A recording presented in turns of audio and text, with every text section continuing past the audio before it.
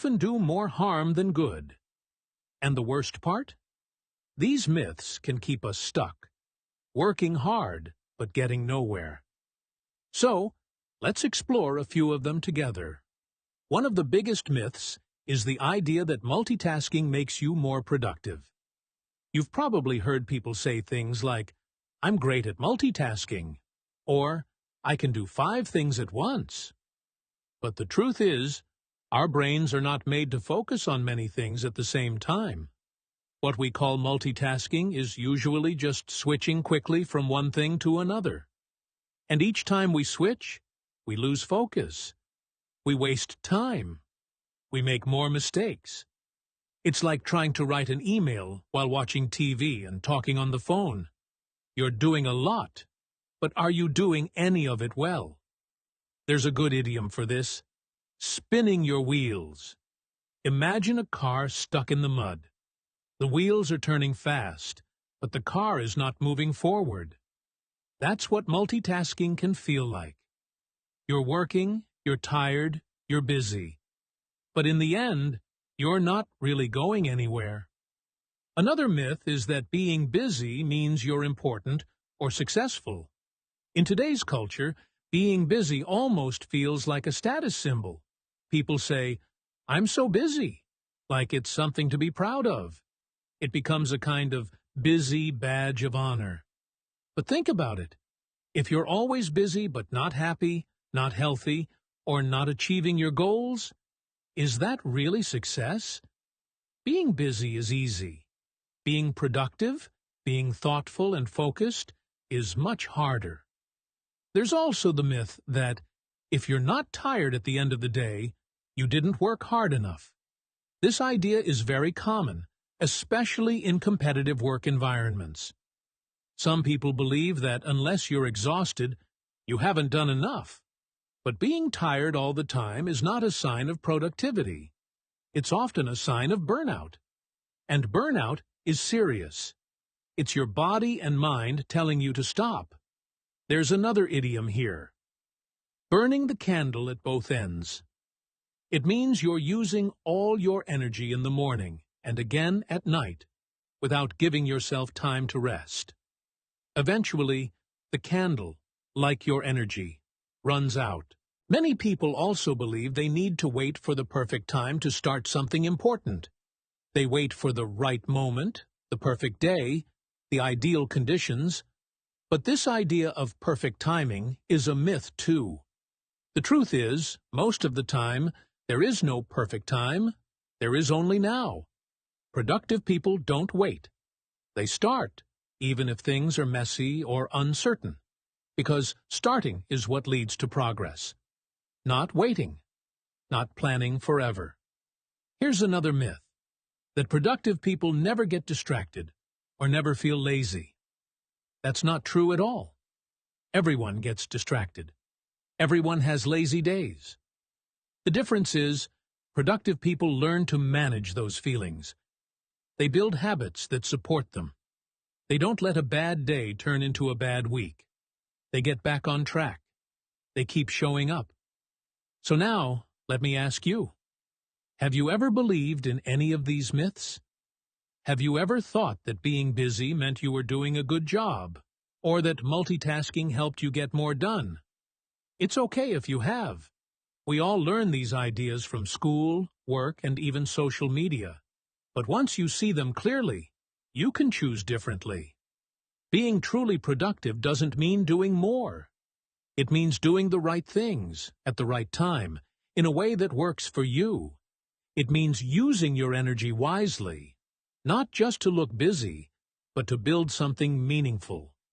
It means learning to say no to the things that don't matter, so you can say yes to the things that do. Let's stop spinning our wheels. Let's stop burning the candle at both ends. Let's take off the busy badge and choose real, focused action. You don't need to do everything. You just need to do what matters, and do it well. In the next part of this episode, we'll explore how to put all this into action with practical tips you can start using today to be less busy and more truly productive. Turning busy into productive. Now that we've broken the myths and looked at what real productivity means, the next important question is, how do we actually move from being just busy to being truly productive? Because it's one thing to understand the difference, but it's another thing to live that difference in your daily routine. And the truth is, most of us don't need to work harder. We need to work smarter. We need small shifts that help us focus our time and energy where it really matters. Let's begin with something very simple, but very powerful. Setting priorities. It's easy to make a long to-do list with 20 or 30 small tasks. And yes, it feels good to check things off. But are those tasks moving you closer to your goals? Or are they just keeping you busy? Real productivity begins with asking yourself, what truly matters today? Not what's urgent, not what's noisy, but what is important. If you had only 2 hours today to do your most meaningful work, what would you choose? Learning to prioritize helps you stop reacting and start directing your energy with purpose. Another major shift comes from learning to say no, especially to things that do not support your goals or values. This can be hard. Many of us want to be helpful, liked, or seen as reliable. So we say yes to everything. Meetings, favors, events, emails, messages, even when we're already tired or overwhelmed. But every yes is also a no to something else.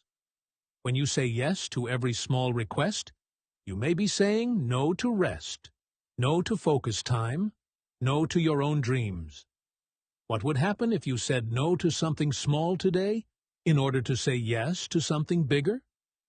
And that brings us to another key habit: planning deep work.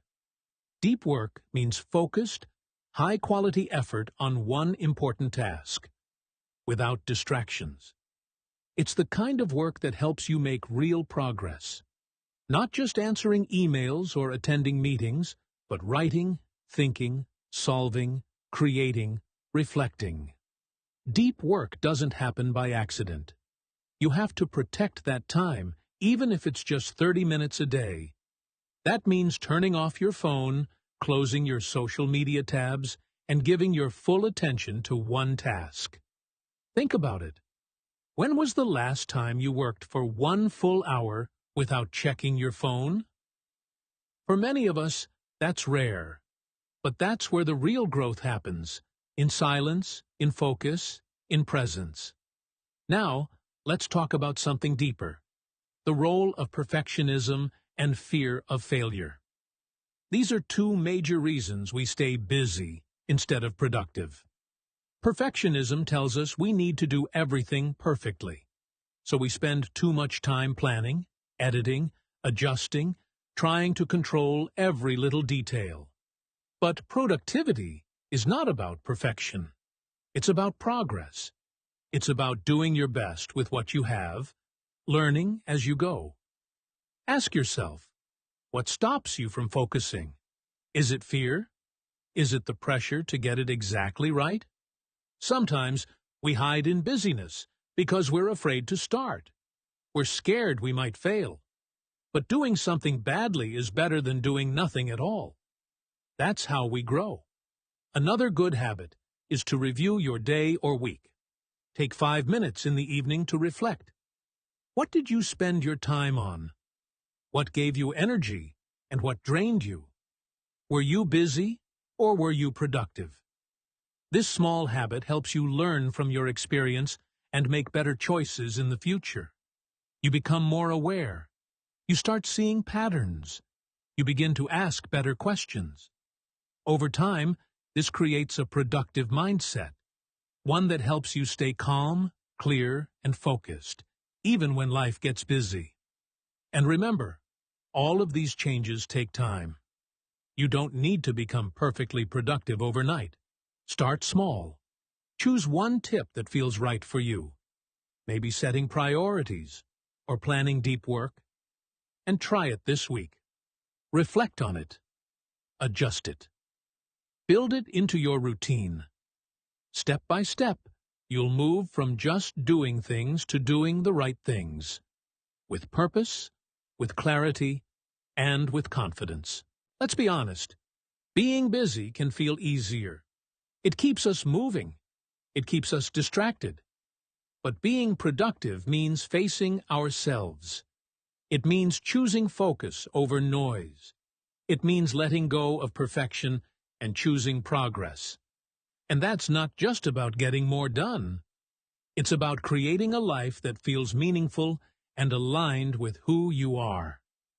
In our final section, we'll wrap up everything we've learned and give you a few final questions to think about, to help you reflect, reset, and take action. Because at the end of the day, you have the power to code your life, just like you code your English, with purpose, practice, and personal growth.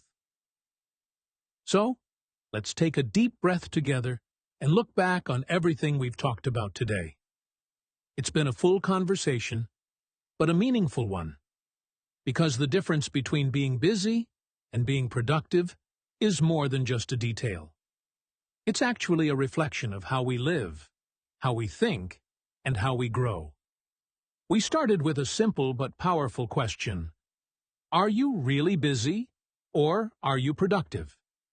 We explored how being busy can often feel like we're achieving something, when in fact, we might just be moving in circles. We talked about how busy means doing many things, sometimes without direction, while productive means doing the right things, things that move us forward with purpose.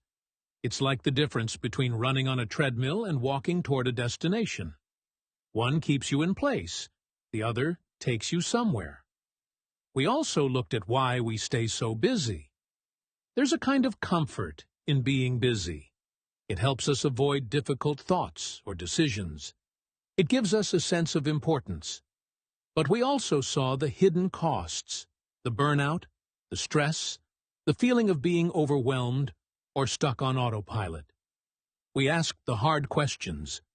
Are you tired because you worked hard, or because you spent your energy on things that don't matter? And then we turned toward real productivity, what it actually looks like. We discovered that productive people focus on fewer tasks, but with more clarity, consistency, and intention.